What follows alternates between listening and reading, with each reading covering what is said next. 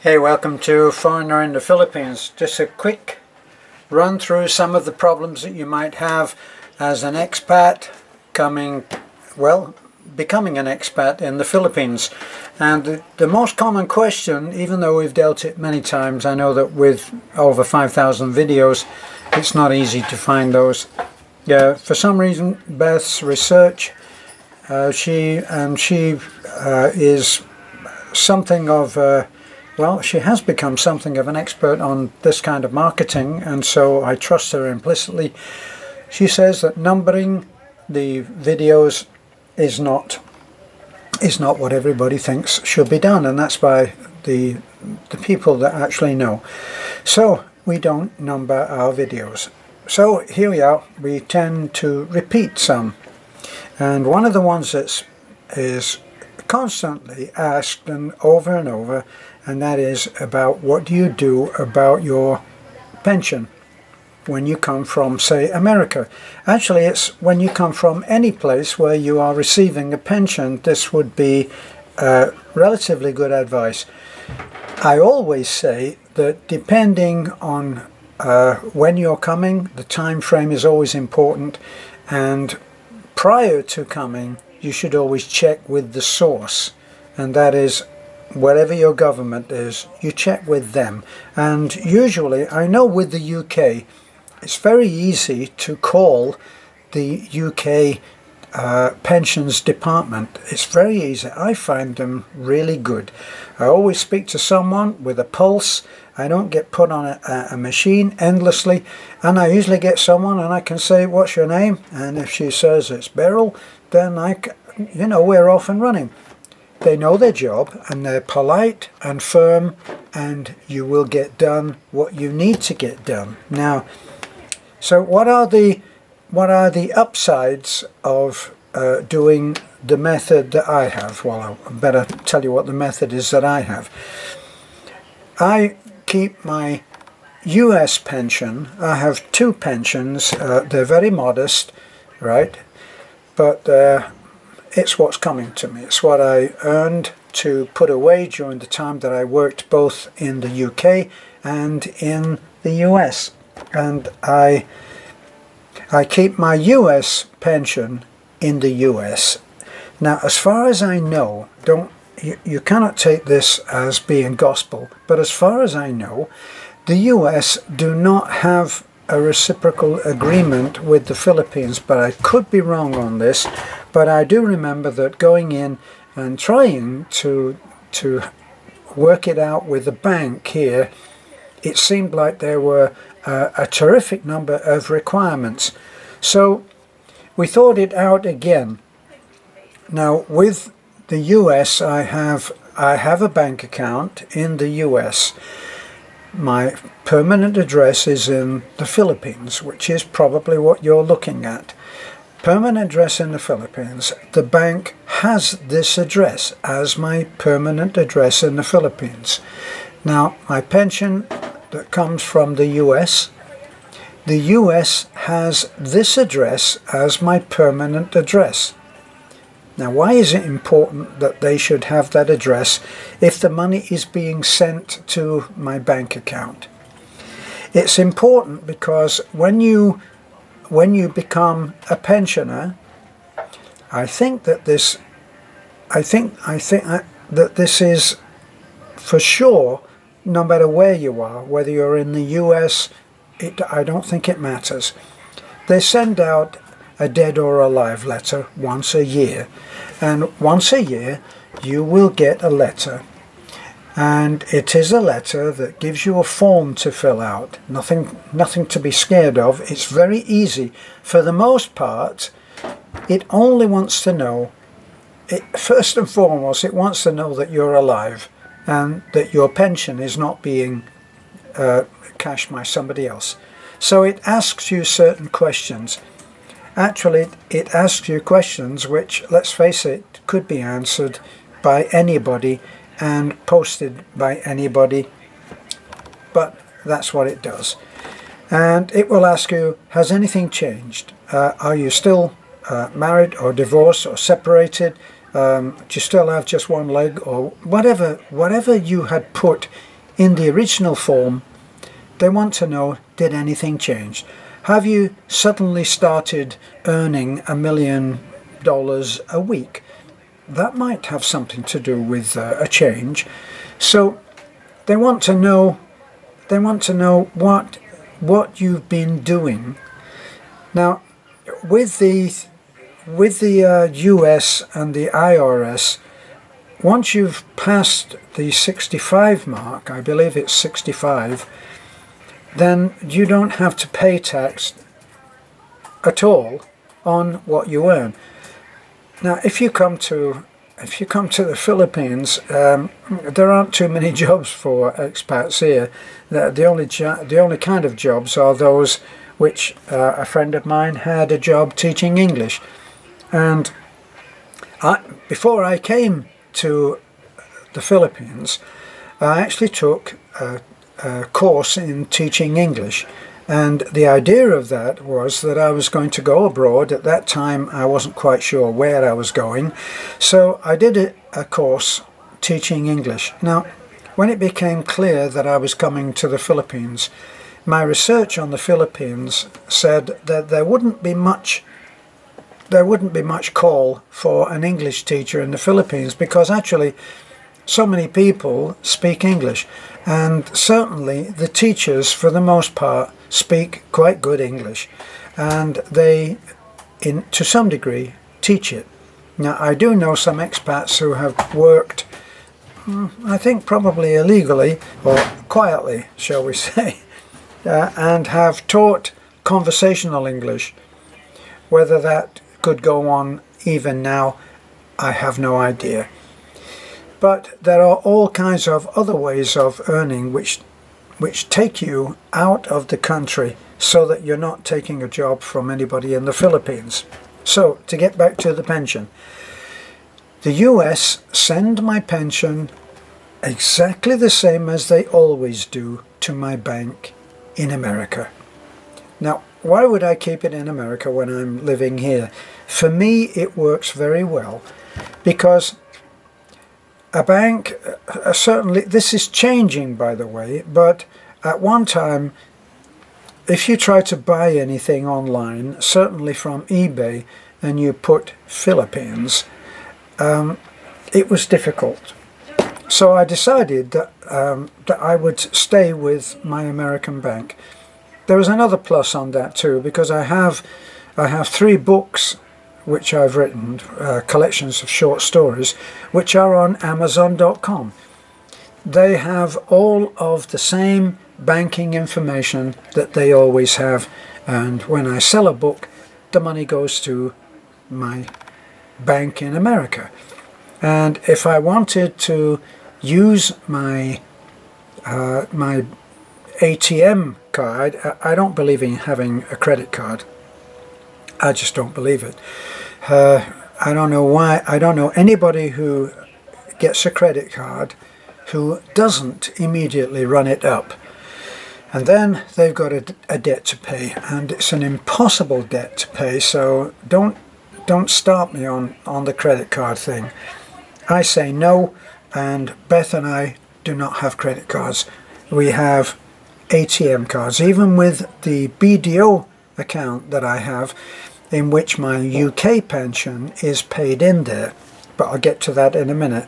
So the US pay my pension into my US bank, and then I draw my money a little bit expensively, because they charge you for every withdrawal, they charge you 250 pesos, which is $5, and that, for all I know, is in addition to what they charge you in America for using your ATM card. So I use my ATM card to draw cash. Now, that's all of the upside. It all goes very smoothly until it doesn't. And then when it doesn't, boy, it's difficult.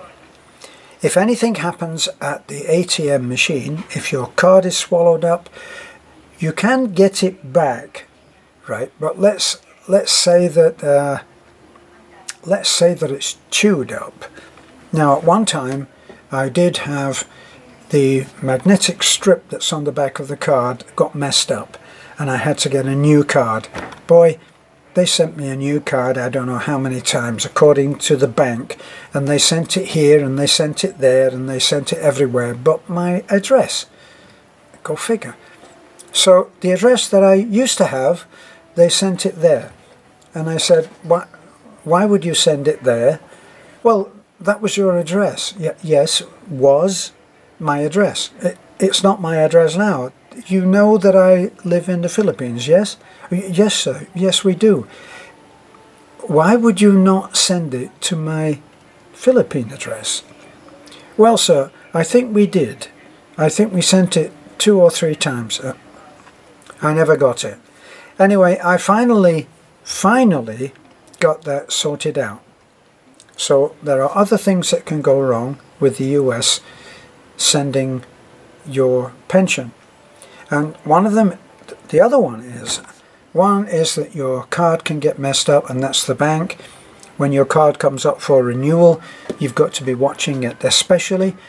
And the way to do that is to have a personal relationship with the little man that is in the little post office in Taliban. That's what it is for me. It's a small thing. I go down there, he knows me.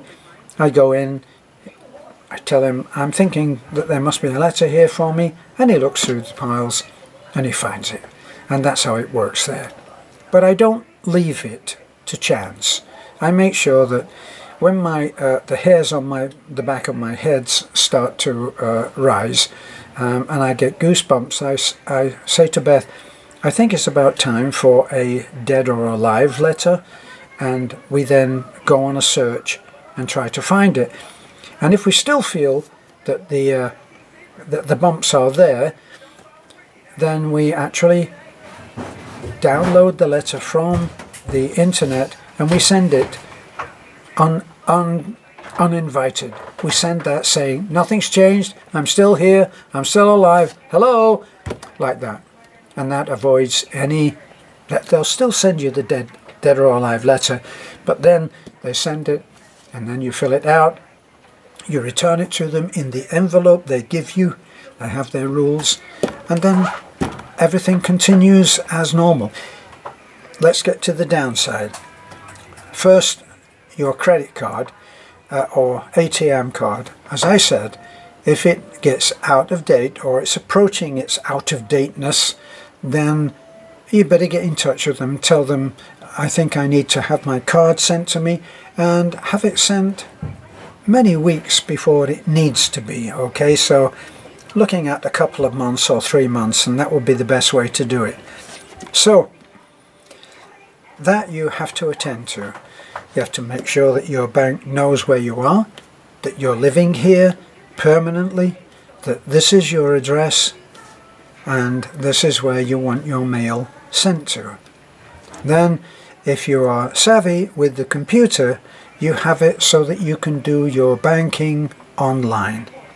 I'm not a great fan of this because when you do your banking online, it's out there, and there are some much cleverer people than I am with a computer, and they can find out all kinds of things. So I prefer to keep it simple. With our BDO account, which is a Philippine-based bank, that's another thing.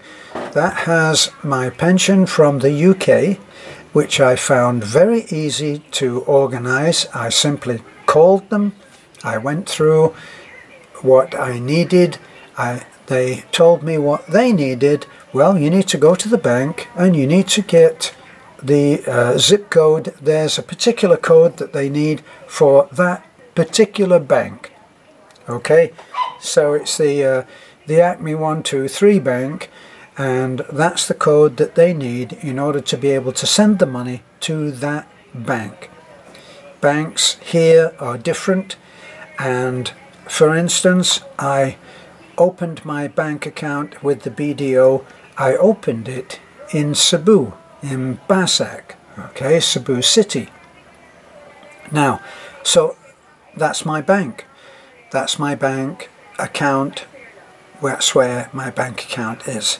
So you would think that if you were with the BDO account, the BDO bank, and it's all over everywhere, if you change your address as I've done, you'd be able to go into any bank and say, I would like this bank to be my bank in future. So can you change my account to here? And if you do that, they will say no. Because you have to go to the original bank, close the account is what I've been told. Amazingly, close the account and then open the account in the bank of your choice or the bank branch of your choice. So that's it. Better with the actual changing and getting of the pension paid to the BDO. That was relatively easy because the UK were much more user-friendly. As I say, I got in touch with them and I said I would like my pension to be paid direct. They told me what they needed in terms of bank details. I got the details, I sent them to them, I wrote a letter so that it had my actual physical signature on it, and it was actually handled very easy. Now at one point where I missed a dead or alive letter from the UK and they stopped my pension, I simply got on the phone and within a week it was reinstated. With the US it took 2 or 3 months. It was very difficult, very stressful, and left a bad taste in the mouth. So that's how I handle my bank account, and I have the 2 different ways of doing it, and it works fine. You have to be very careful with your ATM card, and there are downsides to it. If you get a little bit close on money and you're short on money and you head out to where there's an ATM machine without having to travel for an hour or 2 hours, and once you find that, you might be absolutely depending on getting some money right at that moment. It does happen, doesn't it? And you won't be able to do it because the ATM will be offline. So it may be offline, it may be out of order, it may be sometimes these strange cannot process your request. It doesn't tell you anything. If you go into the bank and say, why is it saying that it can't, and they say, we don't know, you'll have to get in touch with your bank. But my bank would not know anything about that, so there'd be no point in spending an hour and God knows how much money trying to phone my bank. So there are some little glitches, little ups and downs, and you learn to handle them. Other people do it differently. Other people send checks to themselves. I don't know. Never quite got into that. As I say, I'm not the oracle of banking. I know how I use it, and that may work for you too. Try it out. Okay, so that's all I wanted to say. There was one thing that actually, while I'm at it, because this is dealing with coming out here, being an expat out here, and that is visas. And I'll say it again. When you come out here, and on arrival, this is how it happened for me. Be sure to check the source, and that's the best advice that you can have. No matter how knowledgeable someone is, no matter how up to date they are, if you go to the source, that is the best way. But what I found, and the latest information that I have, is you arrive at the airport. Let's say that you're an American, British, Australia. Now, you arrive there, show your passport, they'll ask you how long you're staying, and if you say, I'm here for a vacation, I'm not sure, you're coming in as a tourist, right? They will give you a 30-day free visa. Now, once that visa is a week to go, when it has a week to go, you go in and you ask to renew. They will allow you to renew for a further 30 days. This is what I have as information. They will allow you to renew for 30 days. Once that 30 days is up, you can renew every 2 months. Now, I did hear this from someone who had done it, but I have no personal knowledge of it myself. Someone did say that you could go in on Monday, do your 2-month visa, and then you could go in again on Tuesday and do another 2 months added on to the 2 months you have. And you could do that up to 6-month visa. At the time that might have been useful to me, I didn't have the cash to be able to lay out on that, because it's about 2,000 or 3,000 pesos each time that you go. And then of course, for me, I have to add on the cost of gas going there, and it always works out that if it was 3,000, it would work out about 5,000 each time that I went in every 2 months to do that. Now, just in case you're coming in with your Filipino wife, because I have people who call me, they're subs, and they're saying, we've been married for this long, we are coming to retire in the Philippines, what do we do?